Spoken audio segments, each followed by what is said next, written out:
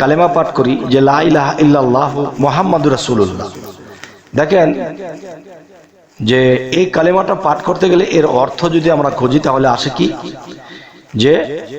লা ইলাহা ইল্লাল্লাহু মুহাম্মাদুর রাসূলুল্লাহ, যে নাই কোনো মাবুদ আল্লাহ ছাড়া,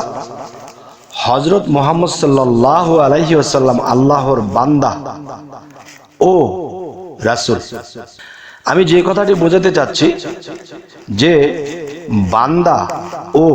রাসূল, তাহলে দেখেন রাসূলের কথা পরে এসেছে, মানে বান্দা ও রাসূল, ও কি, ও একটা বেড়া, মানে এই পাশে বান্দা ওই পাশে রাসূল। তাহলে কালেমার মধ্যে যদি আমরা এটা খুঁজে পাই যে নাই কোনো মাবুদ আল্লাহ ছাড়া, হযরত মুহাম্মদ সাল্লাল্লাহু আলাইহি সাল্লাম আল্লাহর বান্দা ও রাসূল, তাহলে মূলত যে কালেমার মধ্যে সেই বান্দাকে সাথে রেখেছে ও রাসূল, তার মানে রাসূল একটু দূরে আছে।